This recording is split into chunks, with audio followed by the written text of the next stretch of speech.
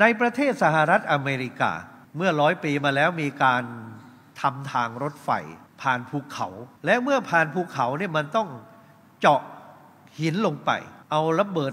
ไดนาไมต์ใส่ไปตามช่องแล้วก็ระเบิดก้อนหินใหญ่การที่จะเอาไดนาไมต์ใส่ลงไปในช่องหินต้องใช้แรงงานคนเจาะลงไปเจาะเป็นช่องนะ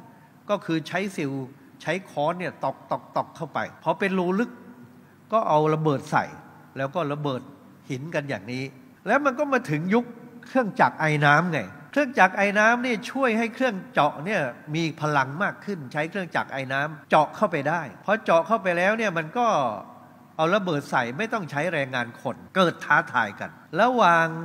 เครื่องเจาะไอน้ำเป็นเครื่องจักรกับการเจาะด้วยสิวด้วยค้อนของมนุษย์เนี่ยอันไหนมันจะมีประสิทธิภาพมากกว่ากันคนงานรถไฟก็ไม่อยากจะตกงานนะที่เขาเจาะเขาก็บอกไอ้เครื่องจักรกำมะลอพวกนี้สู้มนุษย์ไม่ได้ท้ากันสิท้ากันแข่งคนที่เจาะเก่งที่สุดชื่อนายจอห์นเฮนรี่เป็นผู้แทนคนงานเจาะแข่งกับเครื่องจักรไอน้ำในเวลาที่กำหนดปรากฏว่าเจาะไปได้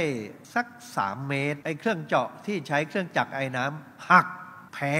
ในเวลานั้นนายจอห์นเฮนรี่เจาะไปได้4 เมตรเครื่องจักรเจาะได้3 เมตรแล้วก็หักนายจอห์นเฮนรี่เจาะได้4 เมตรมนุษย์ชนะคนงานดีใจกันใหญ่เฮกันใหญ่เลยเรียกว่าฉลองชัยชนะของมนุษย์ที่เหนือเครื่องจักรในขณะที่เฮกันลั่นนั่นแหละนายจอห์นเฮนรี่หายใจพังงาบหัวใจวายตายเหนื่อยก็ไม่รู้ตัวเองนะอยากจะเอาชนะมากไปหัวใจวายตายเหตุเกิดที่เวสต์เวอร์จิเนียเดี๋ยวนี้เขายังมีป้ายตั้งอยู่นะป้ายเก่าๆยกย่องว่ามนุษย์ชนะเครื่องจักรเป็นชัยชนะของผู้แพ้ใช่ไหมสู้มีชีวิตอยู่ยอมแพ้เครื่องจักรยังจะดีกว่านะเอาชีวิตไปทิ้งโดยใช่เหตุไม่รู้จักประมาณกำลังของตัวเองเพราะฉะนั้นบางครั้งมันก็หัดนิ่งเป็นบ้างหัดโง่เป็นบ้างหัดแพ้เป็นบ้างนั่นแหละท่านกำลังชนะและกำลังฉลาดขึ้นในครอบครัวเถียงกันเกือบเป็นเกือบตายระหว่างคู่ครองสามีภรรยาไอ้คนหนึ่งก็ไม่ยอมแพ้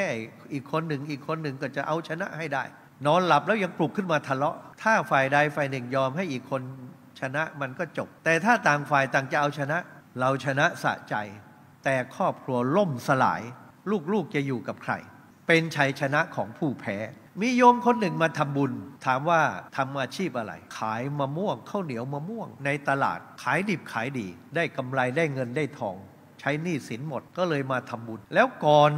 นนั้นทำอะไรเป็นเจ้าของตลาดแข่งกับอีกฝ่ายหนึ่งพอผู้หลักผู้ใหญ่สิ้นชีวิตก็เลยขึ้นศาลฟ้องกันสู้กันในศาลว่าตลาดจะเป็นของใครปรากฏว่าในศาลชั้นต้นเขาชนะผู้หญิงคนนี้ชนะเอาสู้กันในศาลอุทธรณ์เขาแพ้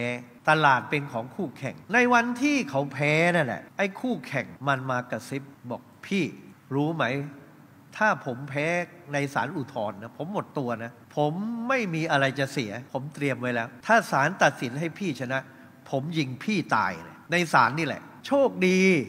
ที่แพ้นะเลยไม่ตายนี่แกเล่าให้ฟังนะแล้วพอมันหมดตัวทำอะไรแล้วเหลืออย่างเดียวสูตรข้าวเหนียวมะม่วงที่พ่อแม่สอนมาขายกับขายดิบขายดีรวยกว่าตอนที่จะเป็นเจ้าของตลาดซึ่งอาจจะถูกยิงตายมันเป็นความพ่ายแพ้ของผู้ชนะใช่ไหมแพ้ในศาลแต่ชนะชีวิตเราไม่รู้หรอกว่าไอเหตุอย่างเดียวกันเนี่ยมันทำให้เราชนะหรือแพ้มันอาจจะเป็นผลดีแก่เราก็ได้